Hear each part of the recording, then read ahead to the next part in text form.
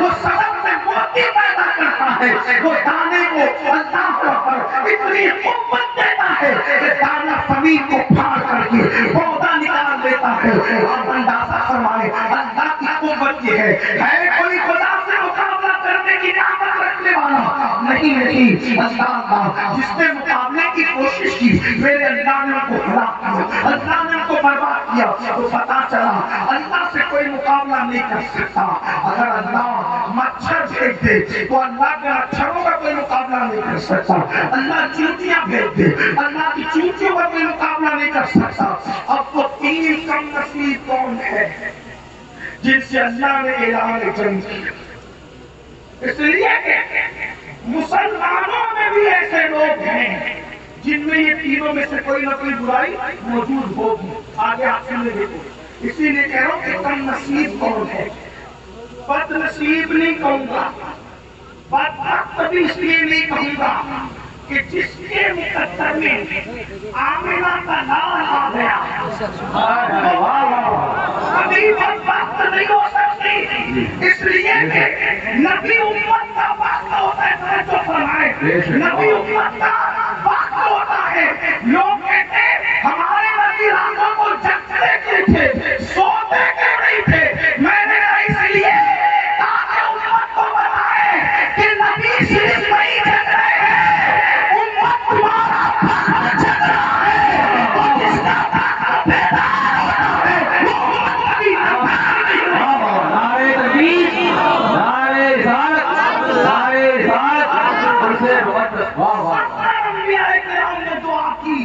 اس نبی کو امتی بنی، 70 انبیاء نے دعا کی اس نبی کو امتی بننے کے لیے، لیکن اللہ نے دن مانگے ہمیں ان کی امت میں پیدا کیا۔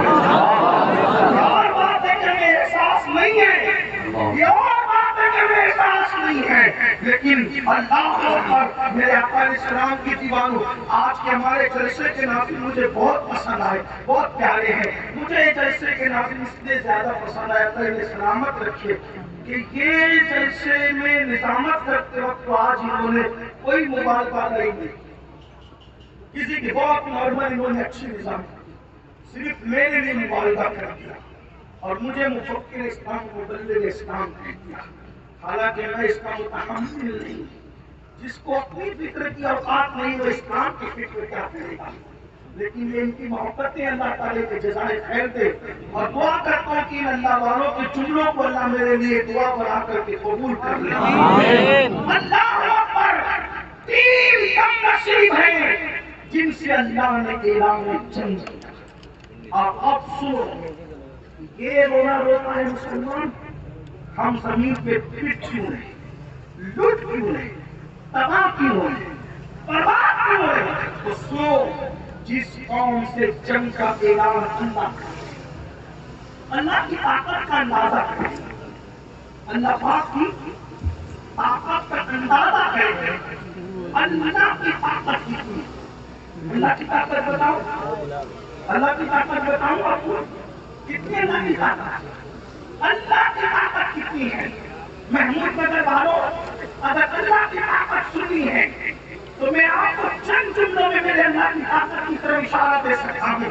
دیکھو اللہ کی طاقت کتنی ہے، اللہ کی طاقت کتنی ہے، اللہ کی طاقت کتنی ہے کہ محمد رسول اللہ صلی اللہ علیہ وسلم اگر درختوں کو اشارہ کرتے ہیں تو درخت چلتے ہوئے میرے نبی کے قدموں میں چلے آتے ہیں۔ محمد رسول اللہ اگر اشارہ کرتے ہیں، اشارہ کرتے ہیں تو کنکریاں بول پڑتی ہے۔ محمد رسول اللہ اشارہ کرتے ہیں تو جابر کے مردہ بچے زندہ ہو جاتے ہیں۔ محمد رسول اللہ اگر اشارہ کرتے ہیں تو چار لوگ ڈوبے ہو جاتے ہیں۔ محمد رسول اللہ اگر اشارہ کرتے ہیں تو ان کے اشارے سے ڈوبا ہوا سورج پلٹ آتا ہے۔ یہ چار سورج ہماری زمین سے کئی گنا زیادہ بڑے ہیں، لیکن حضور کھینچتے نہیں ہیں، حضور گزر کے کھینچتے نہیں ہیں، زمین پہ کھڑے رہ کر صرف اشارہ کرتے ہیں تو سورج پلٹ آتا ہے، چار لوگ ٹکڑے ہو جاتا ہے۔ تو لوگ سوچتے ہیں یا اللہ تیرا نبی کتنا طاقت والا ہے،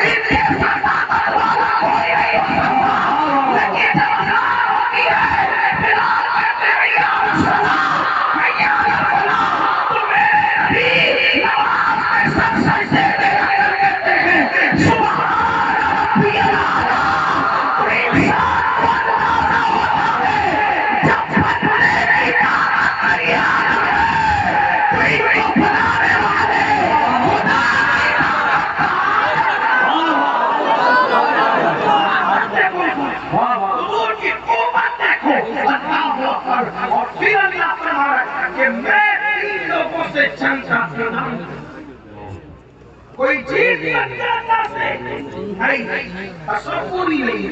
نمبر ایک، جس سے اللہ جنگ کا اعلان کرتا ہے، نمبر ایک اللہ فرماتا ہے جو میرے ولی سے دشمنی رکھے،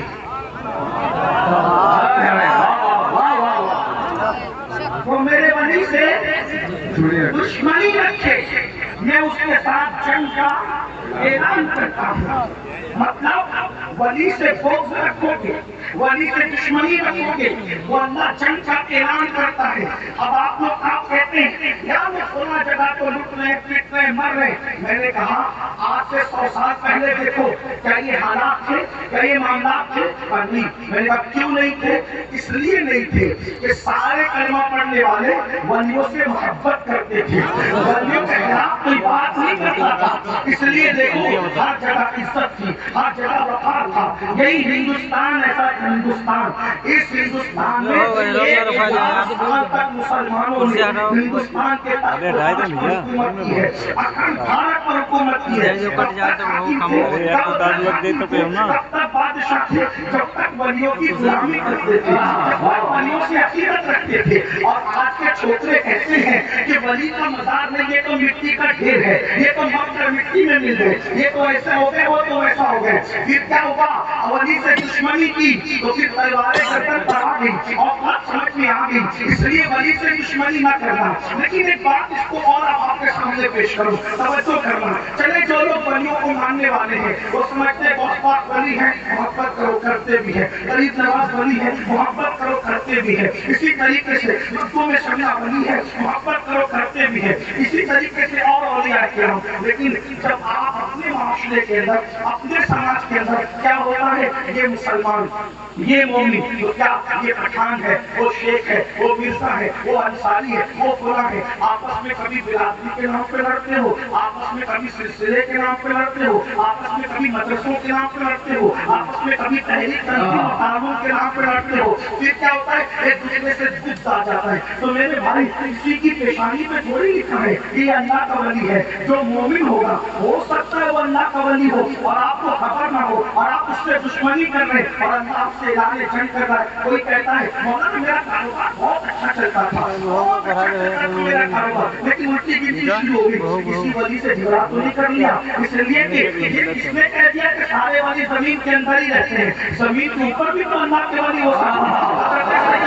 امام جعفر صادق نے فرمایا کہ میرے والد نے مجھے نصیحت فرمائی، امام جعفر صادق کہتے ہیں میرے والد نے مجھ سے نصیحت فرمائی، بیٹا جس بھی مومن سے ملنا یہ سوچ کے ملنا کہ تو اللہ کے ولی سے مل رہا ہے، اگر وہ ولی ہے تو ہے اور اگر ولی نہیں ہے تو تجھے حسن نیت کا ثواب تو مل ہی جائے گا۔ اس لیے جس مومن سے ملو احترام کرو، عزت کرو، اس کی عظمت کرو، کسی سے خوف سے مت رکھو، اپنے دل میں ہر مومن کے لیے محبت رکھو۔ آج کیا ہو گیا، داڑیاں تو لمبی ہے، ٹوپیاں تو بڑی خوبصورت ہے، کپڑے بھی اچھے ہیں، لیکن کیا دل بھی اچھے ہیں؟ بڑی معذرت کے ساتھ عاشق رسول کے دل میں بغض کیسے ہو سکتا ہے؟ عاشق رسول کے دل میں حسد کیسے ہو سکتا ہے؟ عاشق رسول کے دل میں کینہ کیسے ہو سکتا ہے؟ مسلمانوں یاد رکھو جس دل میں کینہ ہوگا اس دل میں جلوہ محمد رسول اللہ نہ ہوگا، جس دل میں حسد ہوگا اس دل میں آمنہ کے نام کی جلوہ گری نہیں ہوگی۔ آپ کو بتاؤں یہ کینہ پاخانے سے زیادہ گندا ہے، یہ حسد پاخانے سے زیادہ گندا ہے۔ یہ کرسی پر آپ نے مجھے بٹھایا، نور میاں میرے بھائی نے میرے لیے کرسی چھوڑ دی، آپ نے عزت سے بٹھایا، یہاں اگر پاخانہ رکھا ہوتا تو کیا آپ مجھے اس پہ بٹھاتے؟ حالانکہ میری کوئی اوقات اور حیثیت نہیں، لیکن آپ کی عزت رسول کی وجہ سے پیار کرتے کہ پاخانہ کرسی پہ رکھا ہے تو بولو بیٹھنے دو گے؟ اگر کوئی بٹھائے گا تو آپ اس کو اچھی نظر سے دیکھو گے. جب کرسی میں پاخانہ پڑا ہو، پیشاب پڑا ہو، تو مجھ جیسے گنہگار کو آپ پیار کرتے تو آپ اس پہ مجھے بیٹھنے نہیں دو گے. تو جس دل کے اندر حسد کا پاخانہ ہوگا، جس دل میں کینے کا رواج ہوگا، جس دل کے اندر اللہ پر عداوت کی گندگی اور سور اور کتے بیٹھے ہوں گے، اس دل میں اللہ محمد رسول اللہ کو جل وگر کیسے بولنے دے گا؟ اس دل کے اندر اللہ رب العزت ان کی محبت کو کیسے رکھے گا؟ یا تو دل میں کینہ ہوگا یا تو دل میں مدینہ ہوگا. اب فیصلہ کرو. اگر دلوں میں کینہ ہے تو دلوں میں مدینہ نہیں ہے، اگر دلوں میں مدینہ ہوگا تو دلوں میں کبھی کینہ نہیں ہوگا. اس لیے جو اللہ کے ولی سے دشمنی رکھے، ایک بات بتا دوں، اللہ کا ولی کون ہوتا ہے؟ اللہ کا ولی کس کو کہتے ہیں؟ بس اتنا سن لو، جس کے پاس بیٹھنے سے تمہاری زندگی بدل جائے، جس کی باتیں سننے سے تم کو آخرت کی یاد آ جائے، جس کا چہرہ دیکھنے سے تمہیں خدا کی یاد آ جائے، سمجھ لو اللہ کا ولی ہے. اور یاد رکھنا، ولی الگ الگ روپ میں ہوتے ہیں. ایک بات یاد آئی، میں عرض کروں آپ کو، دیکھو ولی لوگ کیسے اپنے آپ کو چھپاتے ہیں. یہ اور بات ہے، آج بڑا پروپیگنڈا ہے، فلاں ولی فلاں ولی فلاں ولی. لیکن یاد رکھنا، جب قیامت میں پردے اٹھیں گے تو بہت سارے ایسے ہوں گے جن کو تم ولی کہتے ہو وہ باہر کھڑے ہوں گے، اور بہت سارے ایسے ہیں جن کو تم حقارت کی نظر سے دیکھتے ہوں گے، وہ ولیوں کی شان سب کے اندر موجود ہوں گے. اس لیے ولایت کا فیصلہ ہاتھ میں ہم نے نہیں کرنا. میں اپنے جوانوں کو بات بتا کر پھر اپنے عنوان کی طرف آتا ہوں. دیکھو آج ہمیں کوئی مصیبت آتی ہے، مشکل آتی ہے تو ہم معاویلا کرتے ہیں، تعویذ والے پاس پہنچ گئے، دعا والے پاس جاؤ، اچھی بات ہے.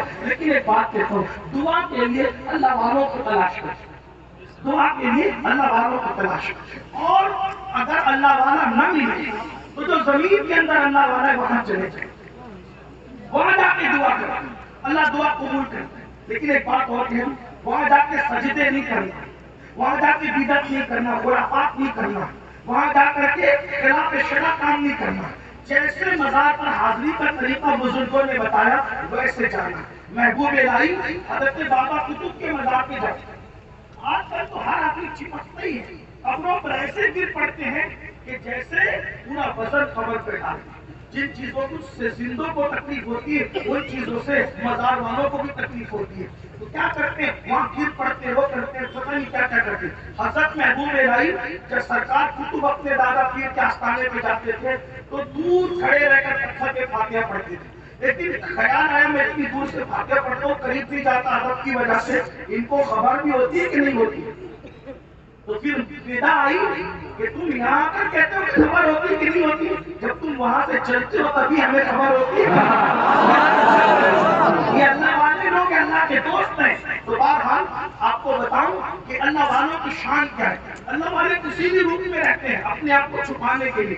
ولی اپنے آپ کو کبھی چھپائے گا نہیں، ولی اپنے آپ کو ہمیشہ چھپائے گا.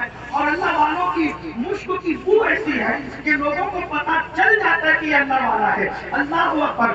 اورنگزیب عالمگیر کی عادت سن لیں آپ، اورنگزیب اور عالمگیر کی عادت تھی جب بھی کوئی مشکل آئی یا تو مزار پہ پہنچے یا تو کوئی اللہ والا ڈھونڈ لیا. حضرت اورنگزیب عالمگیر جو ہے حیدرآباد کا قلعہ